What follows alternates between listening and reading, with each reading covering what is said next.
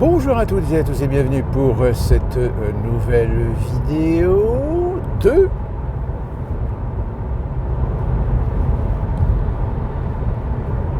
C'est la cagade. Vous l'avez peut-être vu, entendu, Donald Trump est arrivé victorieux au premier caucus. Caucus, c'est les primaires pour le parti républicain. Donc les 50 États vont devoir se prononcer pour savoir qui ils veulent voir être candidat à la présidentielle pour le compte du parti républicain. Et le premier caucus, évidemment, commence à peut-être, je dis bien peut-être, annoncer la couleur. Annoncer la couleur, pourquoi ? Tout simplement, comme je viens de vous le dire, Donald Trump a remporté la victoire dans l'État de l'Iowa. Alors attention, Iowa, ne pas confondre avec l'Ohio, même si les deux États sont plus ou moins dans la même région. L'Iowa, c'est un État qui est coincé entre, au nord, le Missouri, je crois, et le Mississippi au sud.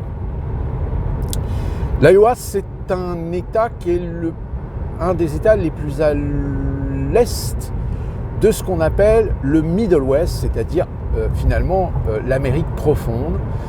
Donc c'est un État qui est très peu peuplé puisqu'il a, je crois, 3159 habitants, je crois. C'est un État considéré comme plutôt rural, plutôt conservateur, si bien que cette primaire qui vient d'avoir lieu pour le Parti républicain a mis largement en tête. Alors évidemment, ce sont des républicains qui votent. Il peut y avoir des démocrates qui veulent voter aussi, mais en règle générale, les bureaux sont consacrés et sont destinés plutôt aux républicains. Alors par contre, je ne sais pas si c'est des républicains encartés ou pas. Là, j'ai un doute. Oui, Donald Trump arrive largement en tête. Je crois qu'il a 52 000 voix. Et derrière, loin derrière, se trouvent DeSantis et Riley, je ne sais plus son nom, cette jeune femme qui a commencé un petit peu à parler d'elle, a été un petit peu agressive, etc. Il y a eu d'ailleurs un débat récent contre DeSantis.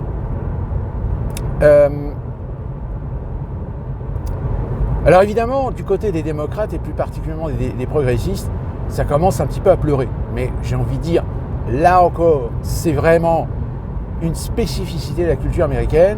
C'est, comme je vous l'avais déjà expliqué, aux États-Unis, on fait des drames de peu de choses. Peu de choses pourquoi ? Tout simplement parce que c'est le premier État. Attendez, il y a encore 49 États qui doivent se prononcer. Mais ça y est, déjà, ça commence. Oui, ça y est, c'est la montée du fascisme. Vous avez cette pseudo-présentatrice Meadows qui est une des fers de lance du progressisme médiatique aux États-Unis, qui s'est mis à chialer. Mais voilà, c'est ça, c'est faire des tonnes de peu de choses et faire le show. Je veux dire, tu peux commencer à t'inquiéter si on est à 20 États et que sur les 20 États, en effet, c'est Donald Trump qui l'emporte. Là, je comprends que dans une question politique, stratégique, qu'on veuille essayer de commencer à faire peur dans les chaumières, j'entends bien. Mais là, c'est le premier État. Pour l'instant, ce n'est que le début. Si ça se trouve, dans d'autres États, dans l'Arizona, dans le Nevada, dans le Dakota, etc., peut-être que Donald Trump va se faire dépasser par DeSantis ou va peut-être gagner, mais d'une très courte avance. Pour l'instant, ne faisons pas de plan sur la comète, comme dirait l'autre. Mais voilà, parce que Trump a largement gagné la primaire sur l'Iowa, tout de suite, ça y est, ça commence à remuer la queue du côté des démocrates. Oui, non, c'est pas normal, blablabla. Médite. Alors en effet, ce n'est que le premier état. Mais nous allons voir un petit peu, on va suivre, je vous mettrai un petit peu au parfum de l'évolution des choses. Mais il est clair que, est-ce que c'est annonciateur que finalement, les républicains vont être bien obligés de se ranger derrière Donald Trump si jamais les résultats du caucus montrent très clairement que c'est lui qui l'emporte.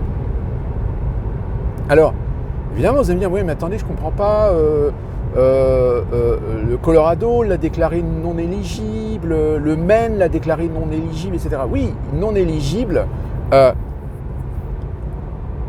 mais ce ne sont que des cours suprêmes des États. C'est-à-dire que la décision finale de savoir est-ce que Donald Trump peut ou non se présenter à l'élection présidentielle, ça sera à la Cour suprême fédérale d'en décider. Que des États décident que non, Donald Trump ne doit pas. Mais dans ce cas-là, il faut que tous les États se prononcent. Et si une majorité d'États se prononce sur une inéligibilité, je vais y arriver, de Donald Trump, là, dans ce cas-là, c'est la Cour suprême fédérale qui va trancher.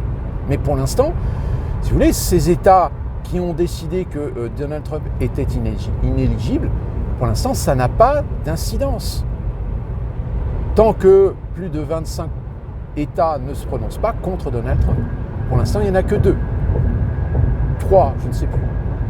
Il y a le Michigan, par contre, qui lui a dit, si, Donald Trump est éligible. Donc, oui, c'est une petite guerre, de toute façon.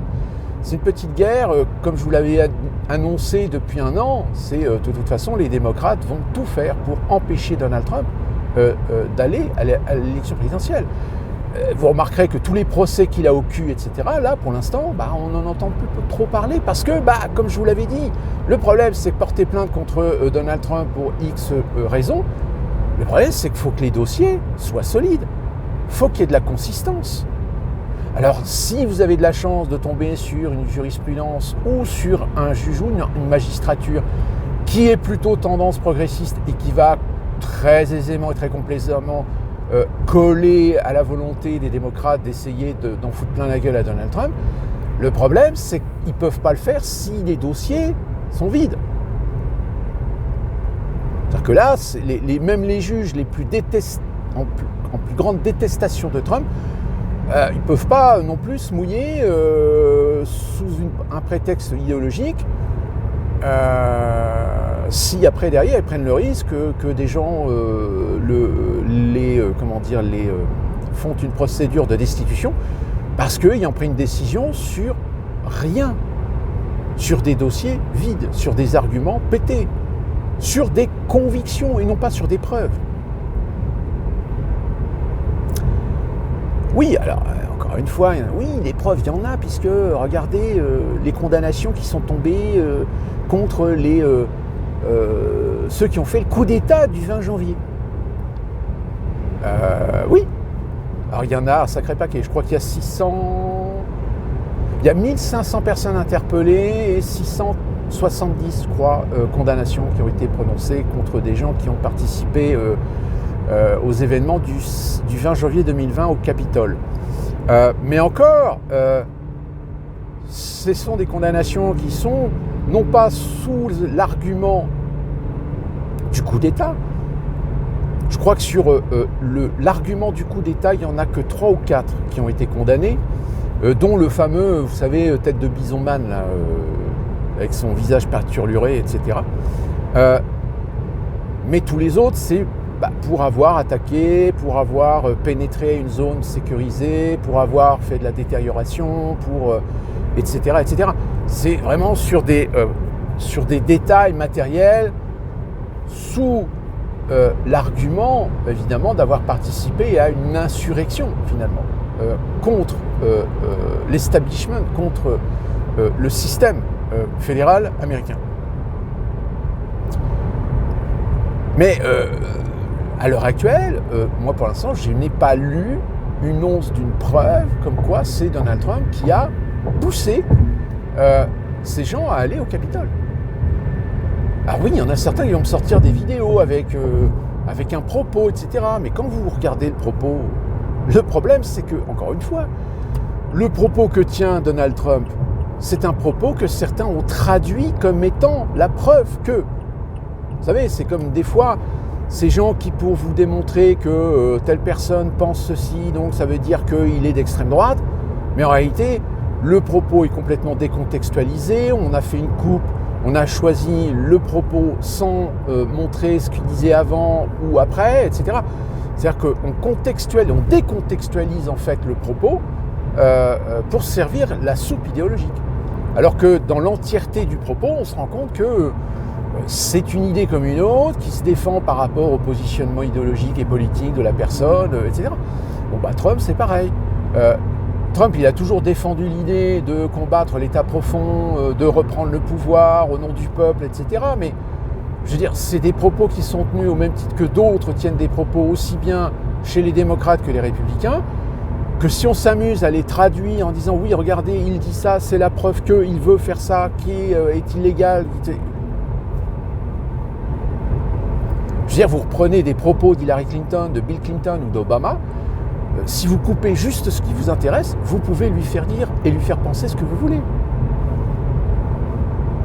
Sauf qu'à ce petit jeu-là, on l'autorise, on le tolère de la part des progressistes contre Donald Trump parce que c'est Donald Trump.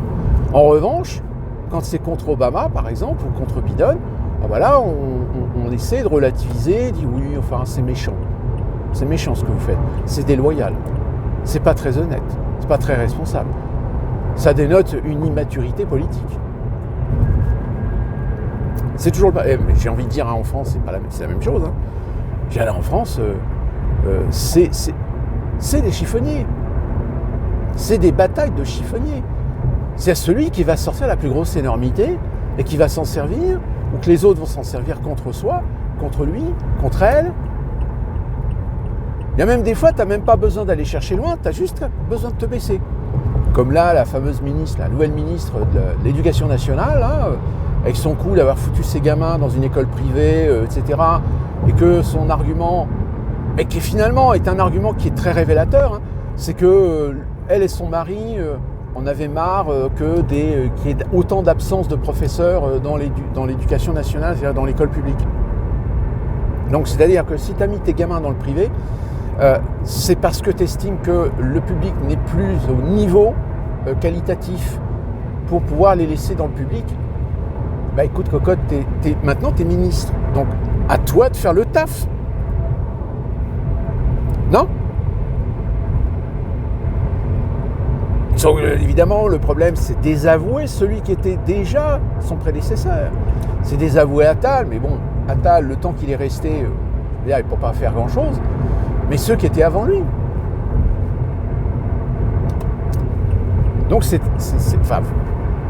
c'est la déliquescence, et ça je le répète et je le répéterai toujours, c'est le principe de la déliquescence du paysage politique français. C'est-à-dire qu'aujourd'hui, ceux qui ont connu des gens dans les années 90, à la limite dans les années 2000, on avait encore des politiciens avec de l'idéologie, avec leur comportement, leurs attitudes, leurs propos. Je veux dire, même Sarkozy, même si ça a été l'intronisateur d'une politique consumériste, il en avait quand même les bases d'une politique politicienne. Or aujourd'hui, force est de constater que moi aujourd'hui, quand je vois ce qui se passe en France, j'ai l'impression que plus ça va, plus vous orientez vers une politique à l'américaine, c'est-à-dire d'entendre des politiciens dire des choses. Ils disent les choses comme si ils prenaient vraiment les Américains pour des gamins. Et de deux, disent des fois des choses parce que c'est ce que les Américains veulent entendre. Alors que si on s'intéresse un peu au paysage politique américain, à la situation économique, financière, aux influences, à la situation géopolitique du pays, on se rend compte très rapidement que non, c'est du baratin. La preuve en est, c'est qu'il y a un sujet très tabou, aussi bien du côté des Républicains que chez les démocrates, c'est le problème de l'endettement. aussi bien l'endettement des ménages américains que l'endettement des fameux crédits étudiants. Souvenez-vous, Biden avait proposé de réduire, de négocier les dettes étudiantes qui sont littéralement une corde autour du cou aujourd'hui d'un certain nombre de jeunes. C'est-à-dire que les jeunes qui passent des études, qui n'ont pas les moyens et qui font des crédits étudiants, etc., le jour où ils ont le diplôme, il faut qu'ils commencent à rembourser. Donc ils ont déjà la corde au cou de l'endettement. Donc en plus, s'ils veulent se lancer dans la vie, encore pire, s'ils veulent se lancer dans la vie dans des grandes métropoles, genre New York, Los Angeles, San Francisco, Miami, etc., mais ils sont condamnés à l'endettement à vie. Mais ceci dit, ça sert bien les intérêts, puisque avoir une population endettée, ça veut dire que vous avez un ascendant sur ces gens-là. Vous avez une carotte, vous avez... Donc c'est des gens que, si jamais vous les retrouvez dans des manifestations pour contester de ceci ou de cela, vous pouvez très bien les emmerder en leur disant « Ah, vous voulez contester? Ok. Vous êtes endetté à combien déjà? 60, 70%? Allô, la banque, machin. Oui, alors, vous avez un client, là, on n'est pas très content de son comportement en tant que citoyen, parce qu'il va dans des manifs, il conteste, il tient des propos complotistes. Je vous laisse faire le nécessaire. Oui, bien sûr, pas de problème. C'est comme ça qu'on fait de l'asservissement dans le peuple. Et évidemment, tout de suite, vous allez me dire, en France, c'est pareil. Mais bien sûr que c'est pareil. Depuis les années 90, il y a une sorte de libéralisation. Pas trop, dans certains domaines, mais regardez aujourd'hui. Aujourd'hui, vous avez des publicités pour des banques qui vous offrent des ouvertures de compte pour des gamins, pour des adolescents. C'est-à-dire que déjà, adolescents, on veut déjà les préparer, on veut déjà leur mettre sur le dos un compte en banque sur lequel déjà il va y avoir du numérique, il va y avoir de la numérisation, il va y avoir du traitement financier, du traitement économique digital. Je veux dire, on les prépare, on les conditionne déjà, les gamins, avec ces comptes bancaires. Bon, évidemment, en France, il y a toujours un petit peu de sécurité, il faut une tutelle, il faut quelqu'un qui contrôle, parce qu'on ne sait jamais, si le gamin il dépense plus, il faut quand même que les parents bouchent les trous.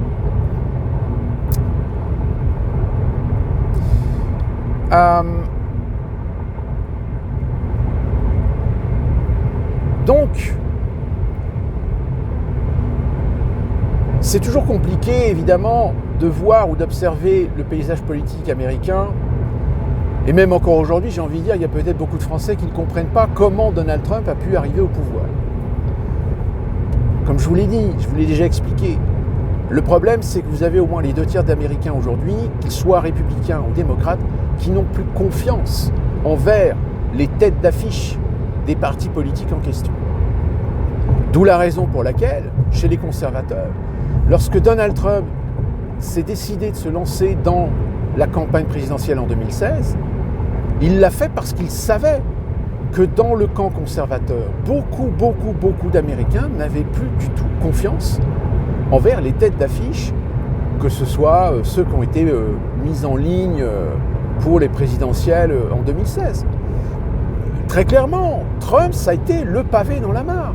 Le pavé dans la mare chez les républicains, où évidemment, quand il s'est présenté, tout le monde pouffait de rire, tout le monde s'amusait. Il y a encore une frasque, évidemment, de Donald Trump. Sauf que quand les sondages ont commencé à le mettre en bonne position, sauf que quand les primaires ont commencé à afficher que Trump l'emportait d'une très large tête, là, il y en a qui ont commencé à avoir le sourire à l'envers. Il y en a qui ont commencé à se dire dites les experts là, vous pouvez nous expliquer pourquoi vous n'avez pas vu venir le coup là?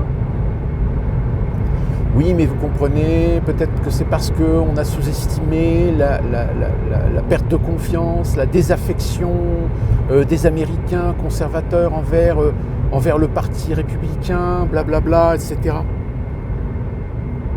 Et puis bon, le résultat final, vous le connaissez, il a été élu, Il a été élu avec beaucoup de polémiques, avec en face une candidate démocrate que même eux, les démocrates, pensaient que le simple fait que ce soit Hillary Clinton, que ce soit une femme, suffisait à l'emporter contre Donald Trump. Sauf que là, les démocrates se sont rendus compte que finalement, la proportion d'Américains en qui la confiance était restée, eh bien, était beaucoup moins que ce qu'ils espéraient.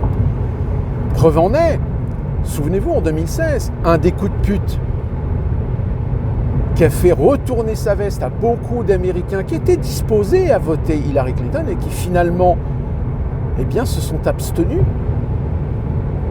C'est le coup avec Bernie Sanders. Quand Bernie Sanders a commencé à talonner Hillary Clinton, l'ADNC, c'est-à-dire les ténors du Parti démocrate, lui ont foutu des bâtons dans les roues, l'ont menacé et lui ont conseillé de céder la place à Hillary Clinton et de même demander à son électorat de voter Hillary Clinton. C'est parce que le mec, il commençait à prendre... Au lieu de faire un compromis entre les deux, c'est-à-dire au lieu de faire une alliance entre Bernie Sanders et Hillary Clinton, non, la DNC a décidé que de toute façon, les Américains progressistes devaient voter Hillary Clinton et personne d'autre. Donc évidemment, il y a une partie des démocrates, enfin des Américains démocrates, qui n'ont pas du tout apprécié ce coup de pute. Et même, alors, attention, c'est vraiment une infime partie de cet électorat démocrate qui finalement a voté Donald Trump. Et ça, malheureusement, oui, en effet, ça fait très mal. Très mal pour les démocrates. Démocrates qui croyaient qu'ils avaient l'exclusivité de la diversité, de la bien-pensance de la diversité. Et quand ils se sont rendus compte que finalement, il y avait quand même pas mal de Noirs africains, d'Hispaniques qui ont voté Donald Trump. Là, ça l'a foutu un petit peu mal. C'est-à-dire qu'il y a des Américains qui se sont dit « Mais pourquoi des Noirs voteraient Donald Trump ? C'est pas logique. » Ben si, c'est logique. Parce que quand les démocrates, on joue la carte de l'anticlérical, excusez-moi du peu, mais dans la communauté afro-américaine, il y a énormément de croyants. Ça, si vous voulez, c'est exactement le même problème qui s'est posé avec BLM. BLM était une organisation qui défendait un certain nombre de communautés, mais défendait aussi un certain anticléricalisme contre l'Église chrétienne. Or, force est de constater qu'il y a beaucoup d'Afro-Américains qui se sont dit « Attendez, les BLM, c'est quoi ce bordel ? Moi, je suis religieux, je suis croyant, je vais à la messe tous les week-ends. Et on me demande de soutenir une organisation qui déteste la religion, qui est d'un athéisme foudroyant, qui est contre des idées conservatrices. » Et c'est là que ça a commencé à déraper au niveau de BLM. Que tout d'un coup, il y a des Noirs africains, afro-américains, qui se sont exprimés sur les réseaux sociaux en expliquant, moi je ne suis pas BLM parce que BLM c'est ceci, c'est cela. Et puis en plus de ça, BLM est financé par des philanthropes tels que la Ford Foundation, même l'Open Society, etc. C'est-à-dire que la grande majorité des fonds qui viennent financer le BLM sont des philanthropes blancs. Alors je ne sais pas, quand tu lances un mouvement pour défendre la communauté afro-américaine, représenter même la communauté afro-américaine sur certains problèmes de société, mais que tu es financé que par des blancs, il y a un problème. Donc du coup, c'est pour ça qu'aujourd'hui, BLM, vous en entendez plus parler. Ça existe toujours, hein. Il y a toujours des antennes locales dans certains États qui font un travail magnifique pour défendre les droits civiques, lutter contre le racisme, lutter contre les violences policières, etc. Mais ça reste local. Mais à l'échelle nationale, le BLM aujourd'hui, il a disparu. Donc, en effet, ce premier caucus de l'Iowa remue la queue chez les progressistes, fait pleurer certains qui disent non, c'est pas possible, pourquoi les Américains votent Donald Trump, c'est pas normal, les Américains sont des crétins, sont des abrutis, etc. Mais j'ai envie de vous dire, mais regardez votre système éducatif et vous aurez la réponse à votre question. Vous avez détruit la qualité du système éducatif pour donner le profit au système privé. Mais je dirais même le système privé aujourd'hui, il n'est pas aussi à niveau.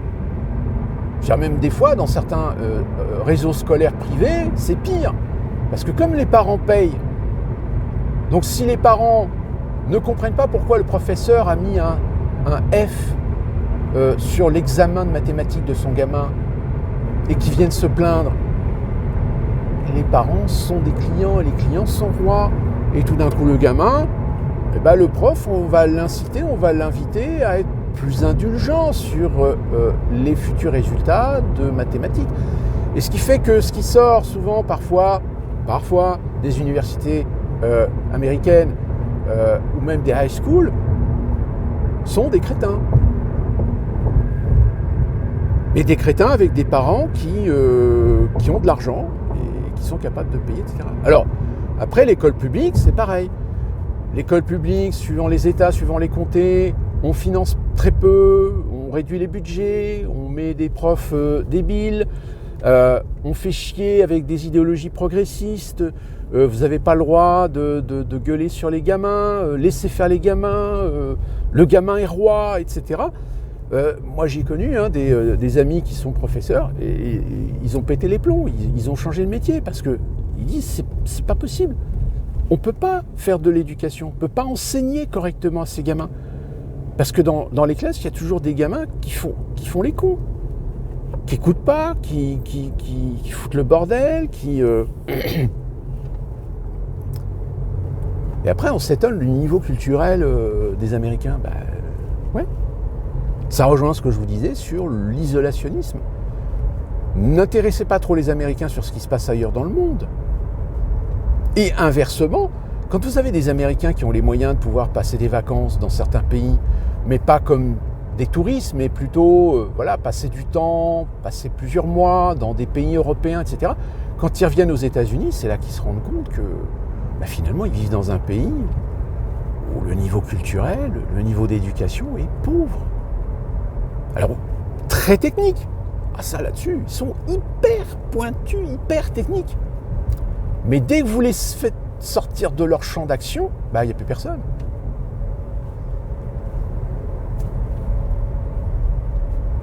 C'est par exemple des gens qui vont être... Moi j'en connais, je travaille avec des gens comme ça, qui vont être hyper techniques, qui vont te faire chier parce que surtout il faut faire comme ci, comme ça, la procédure c'est ça. Mais par contre, c'est des gens qui vont te foutre des cartons près d'un luminaire, ce qui en matière de sécurité incendie est totalement interdit. C'est des gens qui vont couper un disjoncteur d'un freezer, d'un congélateur, pardon, parce que ils ont besoin de faire un inventaire, mais il fait trop froid, donc on coupe le truc, sauf qu'on oublie de le remettre. Et t'as beau lui dire, n'oublie pas de remettre, engager le disjoncteur de ton freezer. Ouais. Et puis non, en fait...